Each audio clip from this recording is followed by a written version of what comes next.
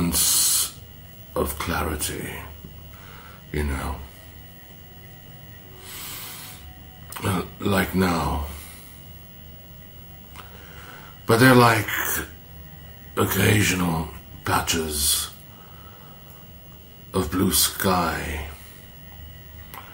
when you're flying through clouds. Or like some solitary, scattered islands somewhere in the Pacific. And in these brief moments, I can recall everything that has passed. A string of happy and unhappy events. But I'm not very melodramatic or sentimental. I see it all as a process that everyone goes through, and no one understands. And I take it, as they say, the rough with the smooth.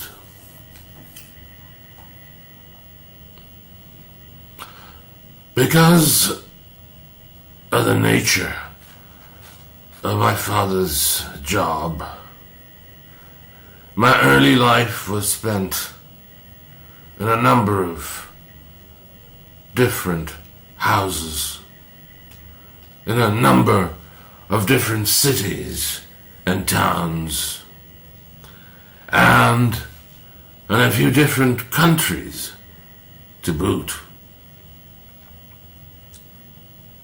And in a way, that continued later, in later life too.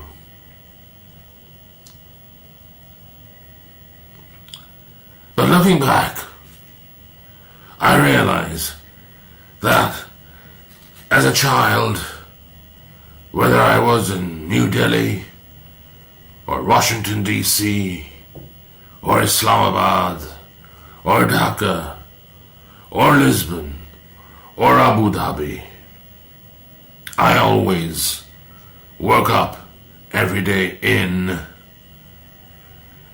and came back every evening to Kerala.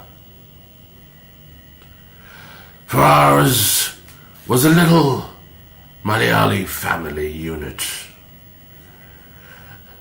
In the language that we spoke, the customs and practices that we followed, the food that we ate, regardless of the reality outside the front door, inside it was our private, personal world. Home. Naturally, this did not last forever. Naturally, this changed.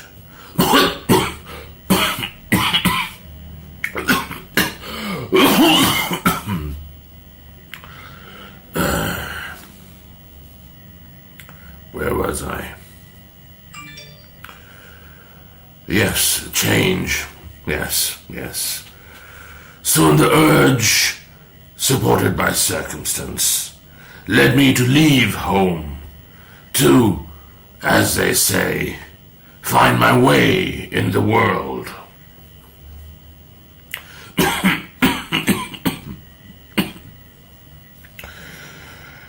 Home is where the heart is, we are told. And the heart tends to wander. And I wandered from place to place, situation to situation, heart to heart, and I found and made so many homes in so many different places, drinking deep from the fountains I found overflowing everywhere. But wherever I went, whichever new home I made and nestled in, I came and I carried the home of my childhood with me. Later, I would visit the home of my parents, who, having ceased their travels, had made for themselves in Kerala.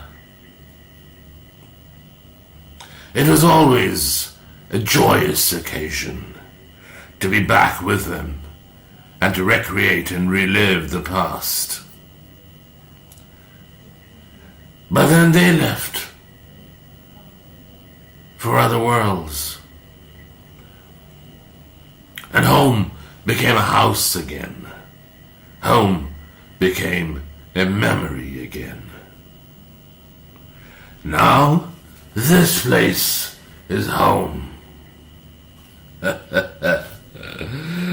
Although it doesn't feel like home to me, it is a home.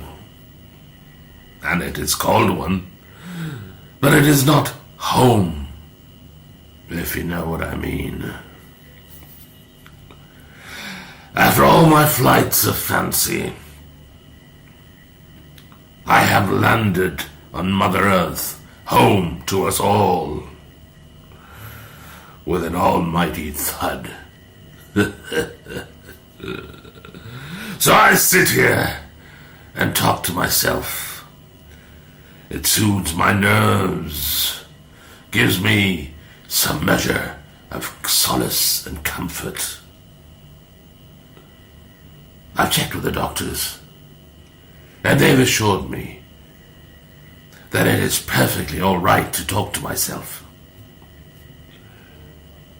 as long as I don't listen.